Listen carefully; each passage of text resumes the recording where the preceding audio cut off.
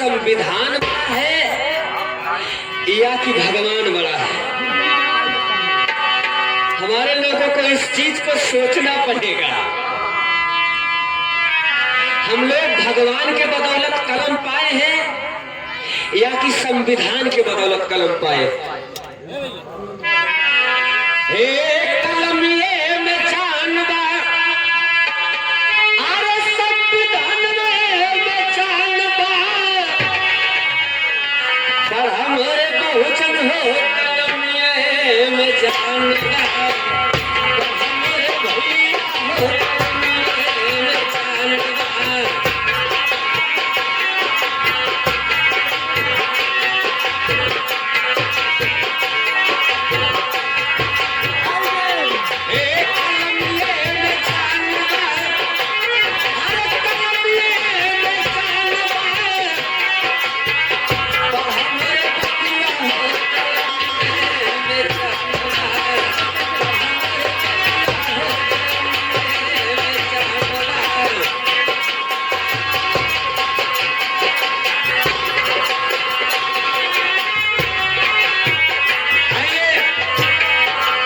क्योंकि जब ये गाना चलत रहा तो हमारी माताएं बहनें और बच्चे बच्चियां लोग पेट की खुराक लेने चले गए थे।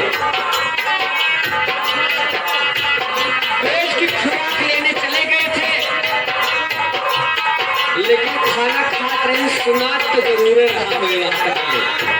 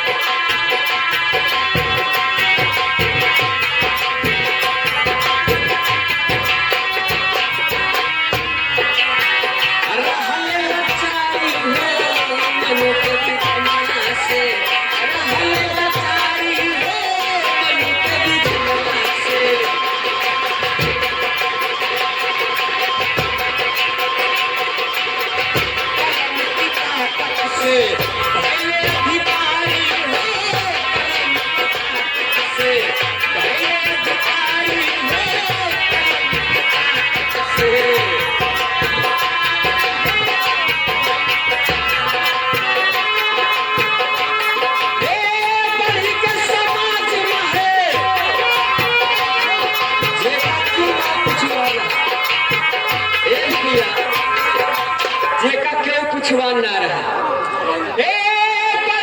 समाज में है मान सम्मान बा, और हमारे भैया हो कल में जान बा।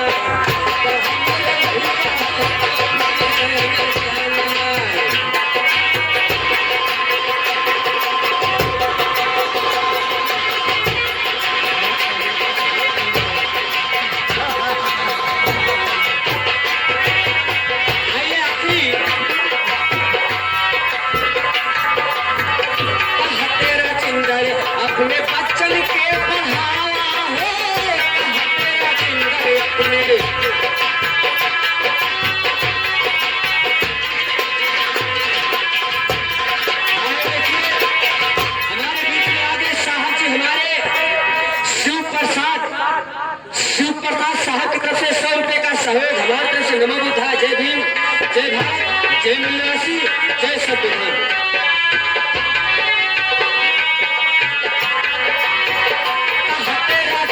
अपने वचन के बढ़ावा हो, तेरा सुंदर अपने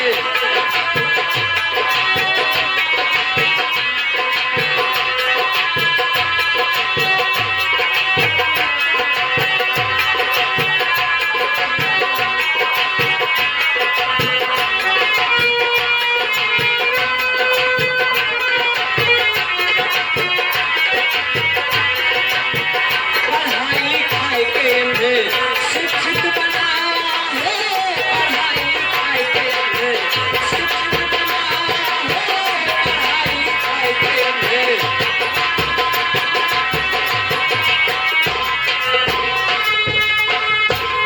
एक सवा चाँद नाही, हमारे धर्म में पढ़े हुए हैं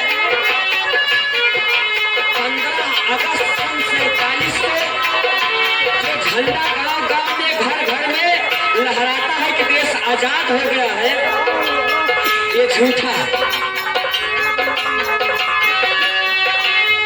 एक सवा चाँद नहीं, अब ही गुलाम मैं, पर हमारे भैया हो कलमिए में जान